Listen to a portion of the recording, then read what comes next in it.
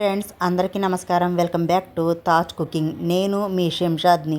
ఈరోజు మన కిచెన్లో రెసిపీ వచ్చేసి వినాయక చవితి స్పెషల్గా పాల తాలికలు. మీరు మీ ఇంట్లో ట్రై చేయండి. పావు కప్పు దాకా సగ్గు బియ్యాన్ని తీసుకొని ఈ గిన్నెలోకి వేసేసుకోండి.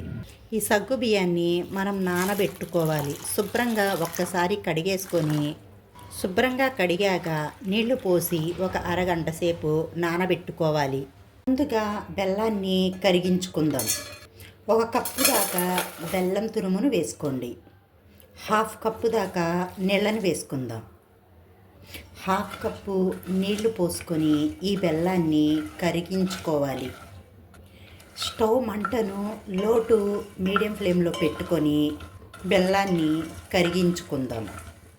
ఈ బెల్లాన్ని మనం ఎలాంటి పాకాన్ని పట్టాల్సిన అవసరం లేదు. బెల్లం కరిగితే సరిపోతుంది. ఈ బెల్లం అంతా కరిగిపోయిన తర్వాత స్టాప్ చేసేసుకొని ఫిల్టర్ చేసి ఈ బెల్లం సిరపుని పక్కన పెట్టుకోండి. ముందుగా ఒక మిక్సింగ్ బౌల్ని తీసుకొని ఒక కప్పు దాకా పొడి బియ్య పిండిని తీసుకోండి.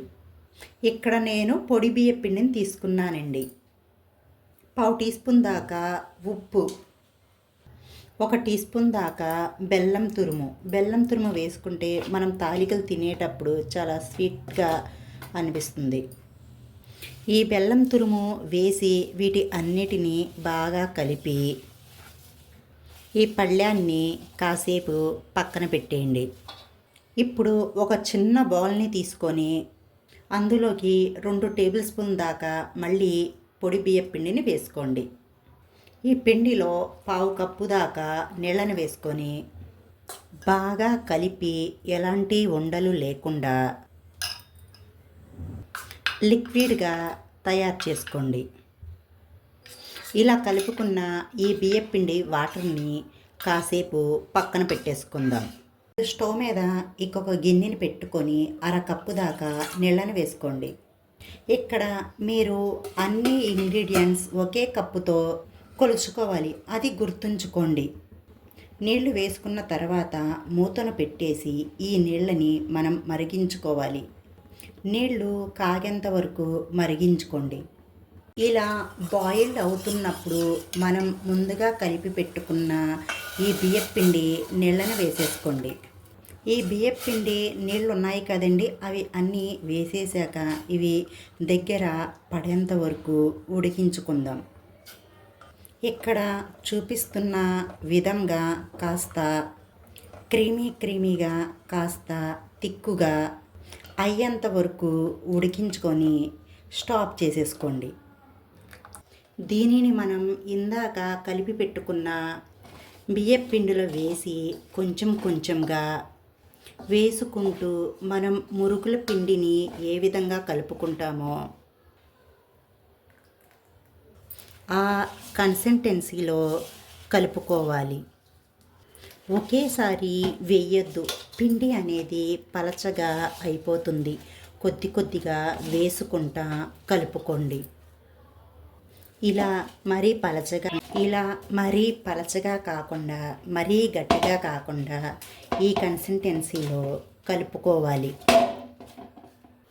ఇలా కలుపుకున్న ఈ పిండి మీద మూతను పెట్టేసి కాసేపు పక్కన పెట్టుకోండి. ఈ పిండిని కాసేపు పక్కన పెట్టేద్దాం. తర్వాత మనం సగ్గు బియ్యాన్ని ఉడికించుకోవాలి. స్టవ్ మీద ఒక గిన్నెని పెట్టుకొని 1 లీటర్ దాకా పాలను పోసుకోండి. పాలను గిన్నెలో వేసుకున్న తర్వాత మంటను లో టు మీడియం ఫ్లేమ్లో పెట్టుకొని కలుపుతూ ఈ పాలను పొంగు రానివ్వండి. తాలికల్ని చేసుకునేటప్పుడు ఎప్పుడైనా కాస్త చిక్కటి పాలతో చేసుకుంటే దాని రుచి అంతా మరింత బాగా పెరుగుతుంది. ఇక్కడ నేను లీటర్ దాకా ప్యాకెట్ పాలను తీసుకున్నాను.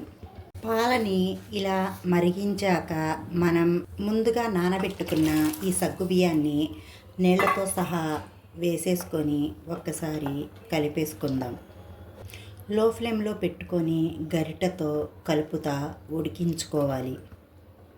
ఒక పక్కన సగ్గు బియ్యం ఉడుకుతూ ఉంటుంది, మరో పక్కన మనం తాలికల్ని ఉడికించుకోవడానికి మీద వెడల్పాటి గిన్నెని పెట్టుకొని 1/2 లీటర్ దాకా నీళ్లను పోసుకోండి.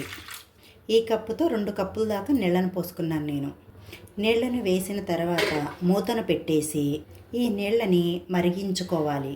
నీళ్లు కాస్త ఇలా మరిగిన తర్వాత 1 టీ స్పూన్ దాకా నెయ్యిని వేసుకోండి. నెయ్యి వేయడం ద్వారా మన తాలికలు అనేవి ఒకదానికి ఒకటి అంటుకోకుండా ఉంటాయి. ఇవి కాస్త మరిగేలోపు మనం తాలికల్ని రెడీ చేసుకుందాం. ముందుగా కలిపి పెట్టుకున్న ఈ పిండిలో నుంచి కొద్దిగా పిండి ముద్దను తీసుకొని ఇలా రౌండ్ బాల్ లాగా చేసుకోండి.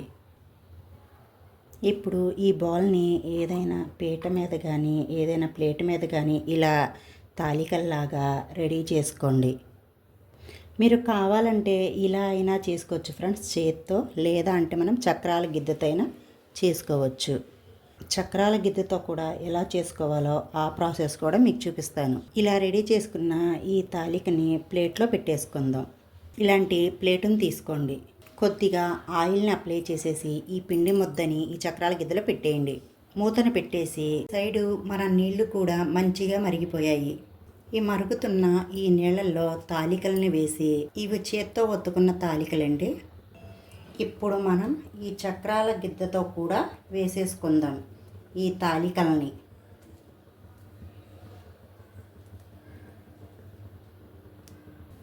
విరగకుండా నిదానంగా వేసేసుకోండి. ఈ తాలికల్ని వేయగానే కలపకుండా 1-2 నిమిషాలు ఇదే విధంగా ఉడికించుకోండి. లో టు మీడియం మంట మీద పెట్టి ఉడికించుకోవాలి. మూతను పెట్టకుండా ఉడికించుకోవాలి. ఆ తాలికల్ని చేసుకునేటప్పుడు కొద్దిగా పిండిని తీసి పక్కన పెట్టుకున్నాను ఫ్రెండ్స్. ఇది ఎప్పుడు వాడాలో తర్వాత చూపిస్తాను. 5 నుంచి 10 నిమిషాల పాటు చిన్న మంట మీద పెట్టి నిదానంగా కలుపుతా ఒక్కసారి ఉడికించుకోండి. మనకు ఈ తాలికలు అనేవి ఉడికాయో లేదో ఎలా తెలుస్తాయి అంటే, ఒక్క తాలికను తీసుకొని కట్ చేసి చూసుకోండి. హార్డ్నెస్ అనేది తెలుస్తుంది. కన్సిస్టెన్సీ టెక్స్చర్ అనేది ఇలా రావాలి. ఇటు సైడు మన సగ్గుబియ్యం కూడా చక్కగా ఉడికిపోయాయి. ఇప్పుడు మనం స్టాప్ చేసేసుకుందాం. ఇప్పుడు ఈ తాలికల్లో ఈ సగ్గుబియ్యాన్ని పాలని వేసేసుకోండి.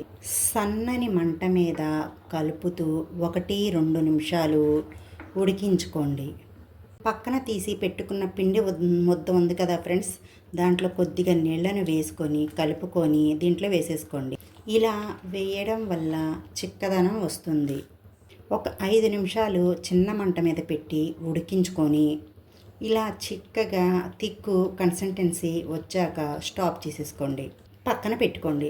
డ్రై ఫ్రూట్స్ని ఫ్రై చేసుకుందాం. 2 టేబుల్ స్పూన్ దాకా నెయ్యిని వేసుకోండి. ఈ నెయ్యిని కరిగించుకోండి. ఈ నెయ్యి అంతా కరిగాక ఈ డ్రై ఫ్రూట్స్ని వేసేసుకోండి. ఇక్కడ నేను కిస్మిస్, జీడిపప్పు, ఎండి కొబ్బరిని తీసుకున్నాను. ఈ డ్రై ఫ్రూట్స్ అన్నీ మంచి గోల్డెన్ షేడ్లో వేగేంత వరకు వేయించుకోవాలి మనం. ఈ డ్రై ఫ్రూట్స్ అన్నీ మంచి గోల్డెన్ కలర్లో ఫ్రై అయిపోయండి. ఇప్పుడు మనం స్టాప్ చేసేసుకుందాం. ఈ డ్రై ఫ్రూట్స్ని నెయ్యితో సహా ఈ తాలికల పాయసంలో వేసేసుకోండి. ఒక్కసారి నిదానంగా కలుపుకోండి. ముందుగా కరిగించి పెట్టుకున్న ఈ బెల్లం సిరపుని వేసేసుకోండి. ఫిల్టర్ చేసి వేసుకోండి ఫ్రెండ్స్. ఈ బెల్లం సిరపుని ఈ తాలికల పాయసంలో వేసేసాక నిదానంగా ఒక్కసారి కలిపేసుకోండి. ఒక్కసారి కలిపేశాక 1 టీ స్పూన్ దాకా యాలకుల పొడి మంచి ఫ్లేవర్ కోసం. ఈ యాలకుల పొడి కూడా వేశాక ఒక్కసారి కలిపేసుకోండి. ఇంతే ఫ్రెండ్స్, ఎంతో రుచికరంగా ఉండే తాలికల పాయసం రెడీ. వినాయక చవితి స్పెషల్గా మీరు మీ ఇంట్లో ట్రై చేయండి. మీకు గనక ఈ తాలికల పాయసం రెసిపీ వీడియో గనక నచ్చినట్టయితే మా వీడియోకి ఒక మంచి లైక్ ఇచ్చి మీ ఇంట్లో ట్రై చేసి ఎలా కుదిరిందో కామెంట్ సెక్షన్లో కామెంట్ చేయండి. ఇలాంటి మంచి మంచి రెసిపీ వీడియోస్ కోసం మా ఛానల్ని సబ్స్క్రైబ్ చేసుకోండి. పక్కనున్న గంట సింబల్ని యాక్టివేట్ చేసుకోండి. Bye friends, thank you for watching. మళ్ళీ కలుద్దాం ఇంకొక కొత్త వీడియోతో.